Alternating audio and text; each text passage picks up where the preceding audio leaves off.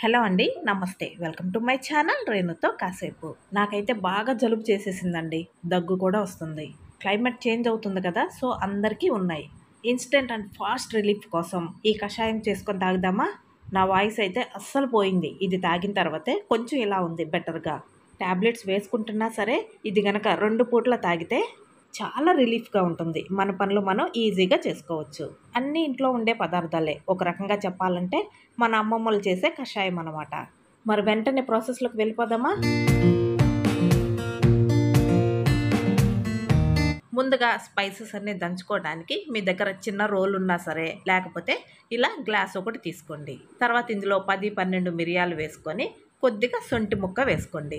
అలాగే ఒక లవంగం, చిన్న దాల్చిన చెక్క ముక్క కూడా వేసుకోవాలి. తర్వాత వీటన్నిటిని చక్కగా మెత్తగా పొడి చేసుకోవాలి.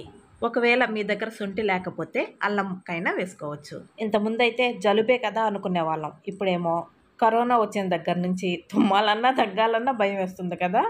తుమ్మినా, దగ్గినా అందరూ విచిత్రంగా ఏలియన్స్ చూసినట్టు చూస్తున్నారు. ఇది గనక తాగేసి బయటికెళ్లారంటే కాసేపటి దాకా తుమ్ములు, దగ్గులు రానే రావు.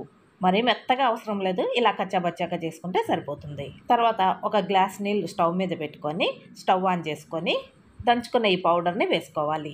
నేనైతే సగమే వేశాను, సగం ఉంచేశాను. మరీ ఎక్కువ వేసుకున్నా తాగలేము, వేడి కూడా చేస్తుంది. సో, సగం సరిపోతుంది.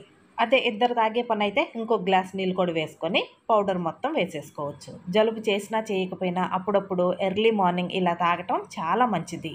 ఇప్పుడు ఇందులో కొద్దిగా టీ పౌడర్ వేసుకోవాలి. చాలా కొంచెం, ఒక చిటికెడు అంతే. ఇప్పుడు ఈ నీటిని చక్కగా మరగనివ్వాలి.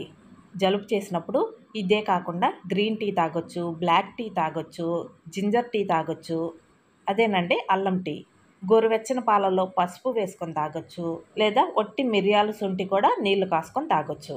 ఇవన్నీ కాకుండా పైనాపిల్ జ్యూస్, చక్కెర కానీ ఏం వేసుకోకుండా ఓన్లీ జ్యూస్ మాత్రమే తీసుకొని ఒక బాటిల్లో పోసుకొని మార్నింగ్ నుంచి ఈవినింగ్ దాకా మంచినీళ్ళు అయినప్పుడల్లా ఒక్కొక్క గుక్క తాగుతూ ఉన్నా కానీ జలుబు, దగ్గు త్వరగా తగ్గిపోతాయట.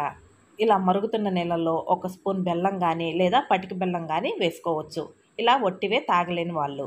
ఇవి మరుగుతున్నాయి కదా, ఈ లోపల ఒక కప్పు తీసుకొని అందులో కొద్దిగా నిమ్మరసం పిండుకోవాలి. ఒకవేళ బెల్లం కానీ పటిక బెల్లం కానీ వేసుకున్నప్పుడు తేనె కూడా ఒక స్పూన్ వేసుకొని కలుపుకోవచ్చు.